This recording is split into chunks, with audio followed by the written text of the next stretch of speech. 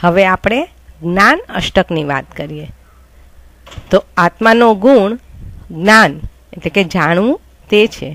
જીવ માત્રનો આ ગુણ છે. સંસારથી મુક્ત કરાવનારા જ્ઞાનને જ વસ્તુતઃ જ્ઞાન કહેવાય. તે જ્ઞાન મિથ્યાત્વ વગેરે મોહનીય કર્મના ક્ષોભ વગેરેથી પ્રાપ્ત થાય છે.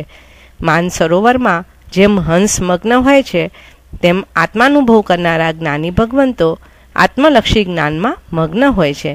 જ્ઞાન જેનો સ્વભાવ છે તે જ્ઞાની, અજ્ઞાનમાં અજ્ઞાની આત્મા મગ્ન થાય છે.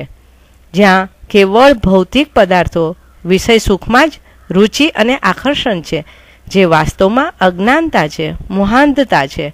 મળમૂત્રથી ભરેલી ગટરોમાં રાચતા ભૂંડ જેવી અવદશા છે. જ્ઞેય, હેય અને ઉપાદેય એટલે કે ઉદાસીનતા. કેવળ જ્ઞાનનું ફળ ઉદાસીન ભાવ છે. કોઈ પણ જડ કે ચેતન પ્રતિ રાગ દ્વેષ કરવાના જ નથી.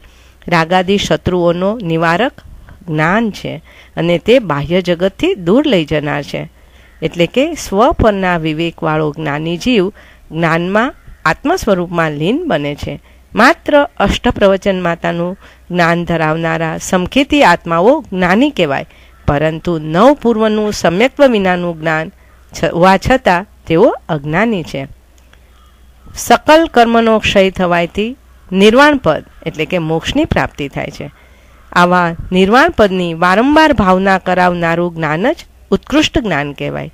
કારણ કે નિર્વાણ પદનું પરિભાવિક એવું અલ્પજ્ઞાન પણ અમૃત જેવું છે. તે અનાદિકાળના કર્મરોગને દૂર કરવાને સમર્થ છે.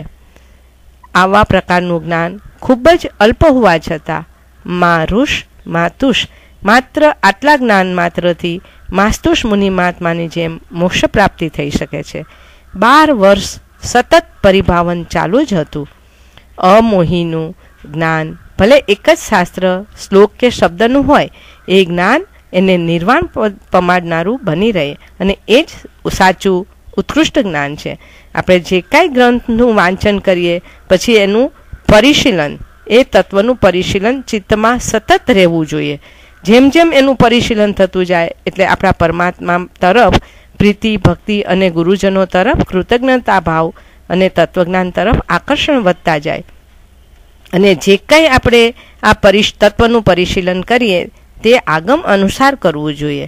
અને તત્વના ચિંતનની રમણતા ચિત્તમાં જેમ જેમ વધતી જશે તેમ તેમ કષાયોના ધમધમાટ શમી જશે, સંજ્ઞાઓની બુરી આદતો ઘટવા લાગશે, ગારવોના ઉન્માદ ઘટી જશે. આમ ચિત્તનું તત્વચિંતનમાં વિલીનીકરણ કરવું એ ઉત્કૃષ્ટ જ્ઞાન છે.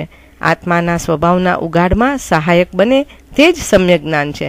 ભાવના જ્ઞાન ભલે થોડું હોય તો પણ ઘણું છે. તે વિનાનું ઘણું જ્ઞાન પણ પોપટપાટ જેવું છે. એનું નામ જ્ઞાન, જે આત્મ સ્વરૂપને પ્રાપ્ત કરાવવાની વાસના જાગૃત કરી દે. જો એ વાસના જાગી જાય પછી ઘાણીમાં પીલાઈ જવાનું, અગ્નિમાં સળગી જવાનું, ચામડી ચીરાવી નાખવાનું કઠિન નથી. પણ એવી વાસનાને ઉત્તેજિત કરવા જ જ્ઞાનની જરૂર છે. અને એવું જ જ્ઞાન ઉપાદેય છે. એ સિવાયનું જ્ઞાન તો અંધાપો છે, અજ્ઞાન જ છે. અનાદિકાળથી લાગેલા કર્મોના આવરણથી આવૃત આત્માને તેમાંથી મુક્ત કરાવવા સ્વરૂપ આત્મ સ્વભાવ લાભ છે. ભૂતકાળમાં કરેલી સાધનાના સામર્થ્યથી તેના સંસ્કારો આત્મામાં દ્રઢ થાય છે. અને એટલા માટે જ એના સંસ્કારના કારણભૂત જ્ઞાનને છોડીને બીજું બધું બુદ્ધિથી પ્રાપ્ત થનારું જ્ઞાન પોતાનું કામ નહીં કરે તો બુદ્ધિનો અંધાપો જ છે. જે જ્ઞાન આત્મા અને પર પદાર્થોનું ભેદ જ્ઞાન કરાવીને આત્મામાં જ સ્થિર ન કરે, પરનો પરિત્યાગ ન કરાવે, તે બધું જ જ્ઞાન અરણ્ય રુદન જેવું છે.